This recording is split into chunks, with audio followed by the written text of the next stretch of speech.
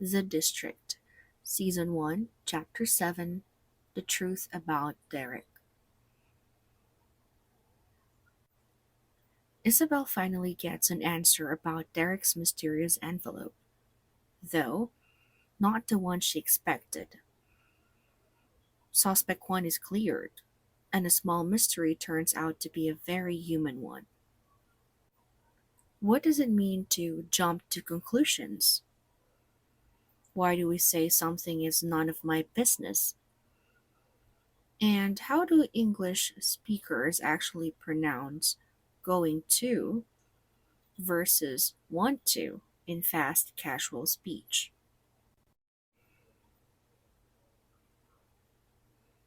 Friday lunch found Isabel back at the Halcyon Grill, this time alone, picking at the salad and going over Patricia's strange comment from the day before.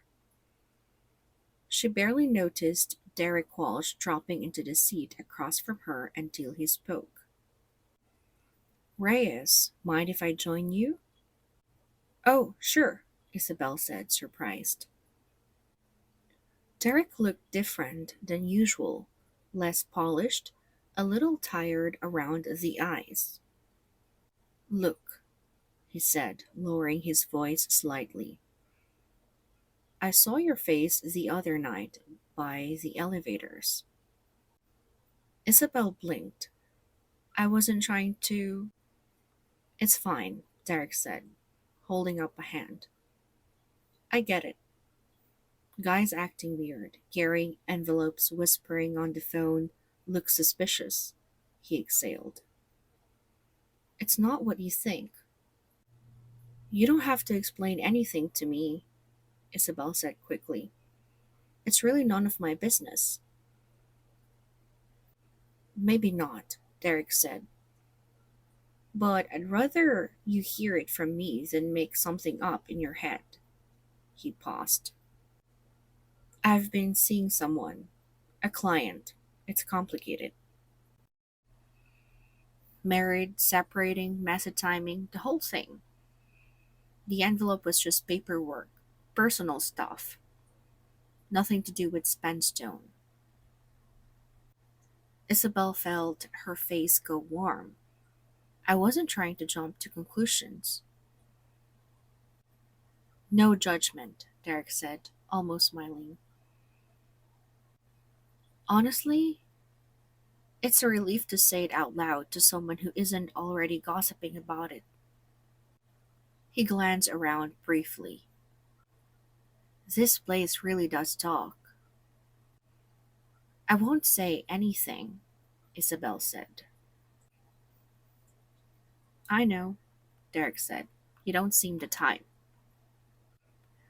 There was a small, slightly awkward silence before Derek added, for what it's worth, the financial stuff, your concerns from before, that's not me. I've got enough going on in my personal life without adding fraud to the list. He laughed, a little tiredly. I'm a lot of things. Careless with my personal life isn't exactly news. But careless with the company's money? Mm-mm, not my style. I never said, Isabel started. You didn't have to, Derek said. People talk. I notice things too. Isabel didn't quite know what to say to that. Anyway, Derek said, standing up and straightening his jacket, some of his usual charm returning. Thanks for not assuming the worst, or at least not saying it out loud. I wasn't going to, Isabel said. Good instinct, Derek said, walking off with a small wave. Isabel sat there for a moment, oddly relieved, oddly embarrassed, and quietly grateful that whatever was actually wrong at Spenstone, it apparently wasn't Derek. That evening, packing up her things, she found James waiting by her desk, tapping his pen against a folder. "Hey," he said, "you got a second?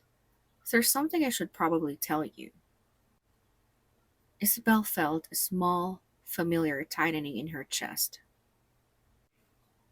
"Sure," she said. "What's going on?" James hesitated, glancing toward the rest of the floor before lowering his voice. "I've been staying late lately, working on something. I just need you not to ask about it yet, okay? I promise I'll explain, just not today." Hi everyone, welcome back to The District, Chapter 7, The Truth About Derek, our first real suspect clearance, and a great example of how easy it is to misread a situation. Let's get into the language. Let's start with Isabel's own admission. "I wasn't trying to jump to conclusions." To jump to conclusions means to form an opinion or judgment about something too quickly without having all the facts. It's an extremely common idiom for describing premature assumptions. Don't jump to conclusions. Wait until you hear the full story. Or, "I think I jumped to conclusions about him." It's a perfect description of exactly what Isabel had been doing about Derek. Now let's look at her response when she says he doesn't need to explain himself. "It's really none of my business."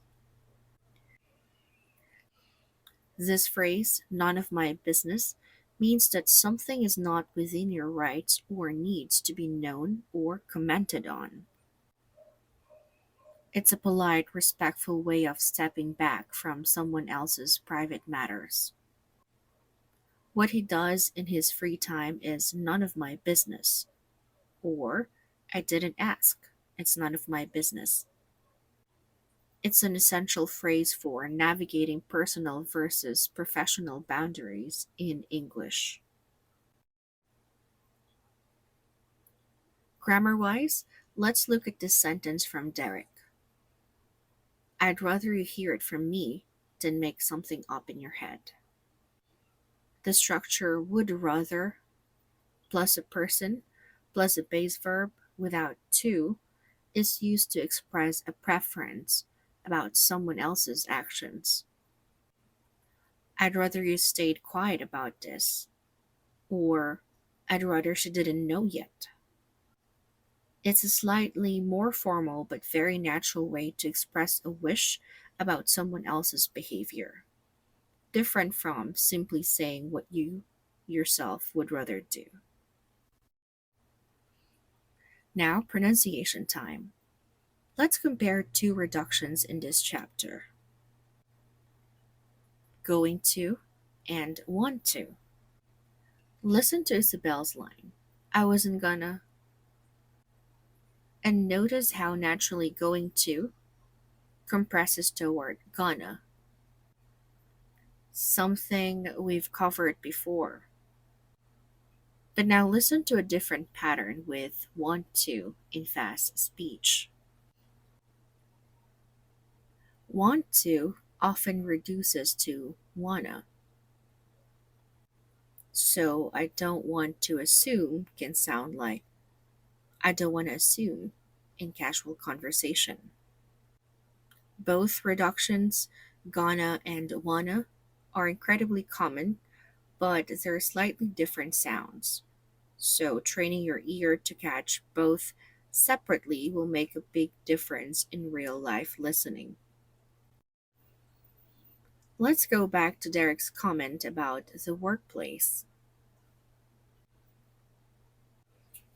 "This place really does talk."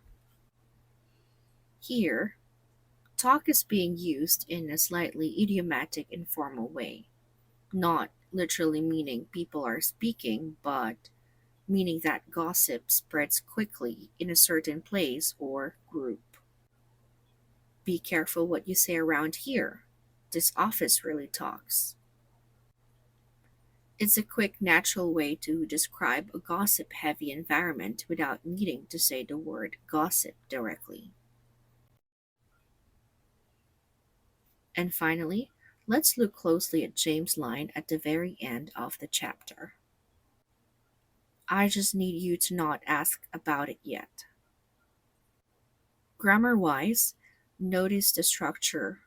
Need you to not ask, placing not directly before the verb here, rather than restructuring the sentence more formally, is very natural in spoken English, even though some grammar books prefer I need you not to ask. Both are used in real conversation, but the version James uses sounds more casual and immediate, fitting his slightly anxious, rushed tone in this moment. That's our lesson for chapter 7.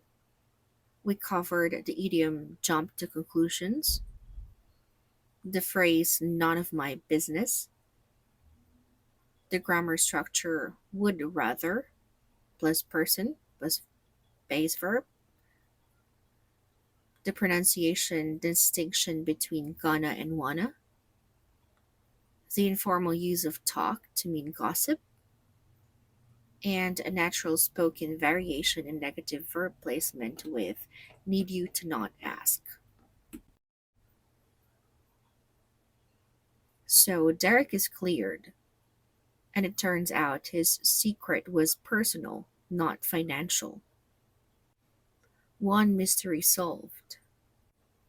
But just as Isabel breathes a little easier, James shows up with a nervous request of his own. Don't ask, not yet. In our next chapter, Isabel can't quite let it go, and what she sees late one evening will only deepen her suspicion. I'll see you there.